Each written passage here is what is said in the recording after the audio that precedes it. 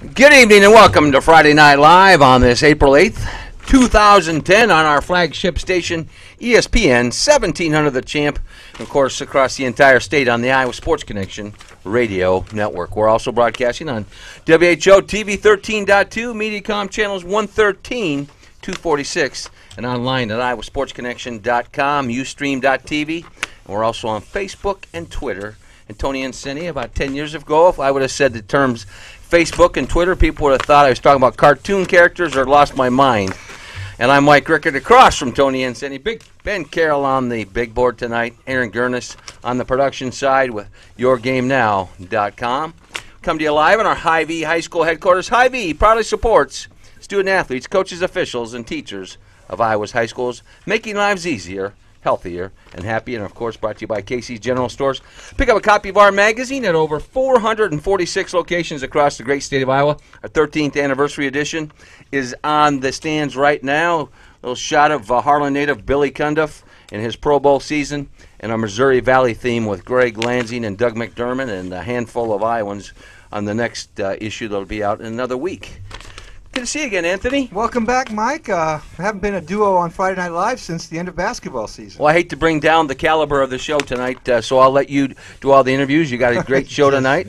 We're going to talk to Bill Thompson. He's the Mount Vernon girls track and field coach. We'll talk to Glenwood boys track and field coach. Go over to the southwest corner of the state, Mark Starner, and then we'll come back over to ESPN 1600 neck of the woods, and our buddies over there, one of our great affiliates, Linn-Mar Marion's boys track and field coach Ken Hopkins. It's amazing how this 1 hour show just flies by, doesn't it? Yes, it does, quickly. After you go through the 6 hours for football and 4 hours in basketball, the hour you kind of blink your eye. It's kind of a respite. I've been nervous all day long. Why? Because the last time I was in the studio, there was a debut after that with Alex Gokenauer. And no, I just couldn't raise the bar. That young lady from Logan Magnolia, the great job she did on the air, and that was a fun night. Track with a track star. That makes it simple. Yeah, and one with the personality. Yeah. Hey, we're also brought to you by Shields. Pick up a copy of our magazine in Iowa City at the Coralville Mall, Cedar Falls, Waterloo, Sioux City, and at the Jordan Creek Mall in West Des Moines. While you're there at the Shields, check out a goal setter system. Perfect addition to your driveway this spring. I've had one since 1997. As I always like to talk about, we had epic battles in the driveway, and all the neighbor kids are using the goal setter goals. That's how old I've gotten. You go from your own kids to the neighbor kids taking over your driveway. I've heard all the talk about the epic battles, and we're supposed to go play ball sometime. And you and Stacy've talked a lot of trash. I never talk trash. Well, you just talk about epic battles, and I haven't seen one yet. Those battles were me pounding my kids when they were younger. Okay. Nobody my own size. I believe the pounding part. I'm the bully in the driveway. It was boxing and basketball kind of combined, wasn't it? It certainly was, my friend. That was surprising that you weren't here last weekend. That's when the Golden Gloves were in town. That's the first time in that long. And I had to take care of my mother. You know how those things go. I agree. Hey, I tell you what, the temperatures, of course, today about 60 degrees, and we got 80s and 70s and 60s all next week. Ideal for track and field, as we're just a few weeks away from the Drake Relays. Yeah, the kids trying to get those times posted to qualify for the Drake Relays, and of course get themselves set up for that co-ed state track and field championship. Kind of difficult for coaches at times because you want to get them, signed ready for the state co-ed track and field championships, which is the most important for the high schools. But these kids are also trying to peak for the Drake Relays to be at the ultimate when they're there. So it's kind of hard to control the peak of these kids because you have another 2 weeks before the state meet gets on. Well, one of the things, and I went through this decades ago and I follow track and field very closely, as you just alluded to, is the fact that you're trying to get times in to qualify for the Drake Relays for two reasons. Number one, it's such an incredible experience for these young kids, and just unparalleled in the United States of America, with the exception of the Penn Relays, that you get to run alongside Olympians and professional athletes. Well, you've got that dilemma, but typically you have issues with weather here in the spring, and it's tough to get those qualifying times in.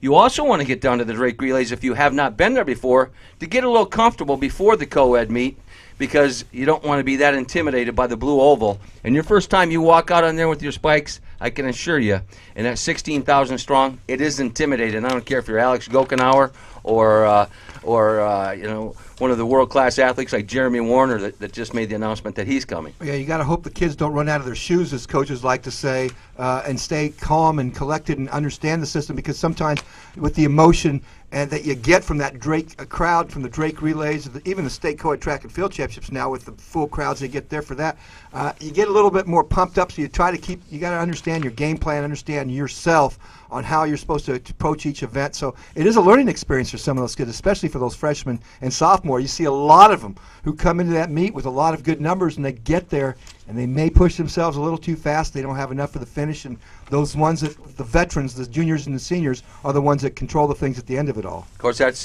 track coach's responsibility and his dilemmas to determine, for especially the multi-sport talented athletes. I always talk about Adam Haleska and the incredible impact he had years ago and almost single-handedly won the Class 3A for the Carroll Tigers. Well, you've got to determine whether you want your athletes to participate in the individual events, and you've got this 6-week window to make that determination, because if you have a deep enough team, like the Cedar Rapids Washingtons of the world, you want to make sure that you've got the most points, and that comes in the relay events, and this gives you that opportunity. Well, I think the biggest difference when you talk about team titles, though, and a lot of schools are getting better and better at getting kids involved in that, and that's of those field events. Whether just to get somebody to place and to advance, all those points are so important, and that's why the Iowa City West and the Iowa City Highs and the girls' side have always been so dominant in girls and boys track and girls track and field, and also the boys' side, because they have a very balanced squad, and the field events is one of their strengths always. Well, it's kind of like fundamentals in football or special teams. Some coaches get it and realize that, listen, we've got athletes walking in these halls. Everybody thinks they need to be runners or sprinters. They know they may have been a wrestler who's strong. They might have been a lineman, and they start looking for them, and then the same thing takes place on the girls' side. And those are the teams that have a lot of depth, and you can typically see in the top 3-4 teams at the boys and girls state co-ed meet down at Drake Relays. Hey, tomorrow, you got Brian Brown again? Yeah, we have some more information coming up. I know he does. I'm very happy to hear that. Hey, we're also in our Des Moines Imports radio studios, the largest selection of Kia, Mitsubishi, Suzuki, and Saab in Iowa. They're just one block north of I-8235 on Highway 141 in Grimes, so they're 24/7 at DesMoinesImports.com. Matt Sokolowski, Rob, and the gang. With the spring weather here, there certainly are cutting deals and a great time to buy a vehicle from our buddies at Des Moines Imports. So have you been working out because you volunteered us for the Grand Blue Mile? No, you volunteered us, you clown. So we are in the Grand Blue Mile. And by the way, for information on the Drake Relays, go to drakerelays.org, or you can order your tickets at 515-271-DOGS. That's 515-271-DOGS. The Grand Blue Mile, we are going to participate in that. We're going to be the dogs in it. Yeah. I've got 10 minutes as my goal. Well, listen, when I was down there visiting my mother, I can assure you, I went out for some run walks, if you will, in the middle of practically a tornado, and I got some work to do. We're going to be the dogs of the Grand Blue Mile. No, I'm not going to be the dog. I'm working out, too. Yeah, we're just going to kind of... If my knee holds out, I'll be fine. We're going to kind of limp together, wave at the crowd, and hope that we make it across the finish line. We hope to see everybody out there. Let's take a break. When we come back, we're going to talk to Mount Vernon girls track and field coach Bill Thompson here on Friday Night Live on the Iowa Sports Connection Radio and Television Network.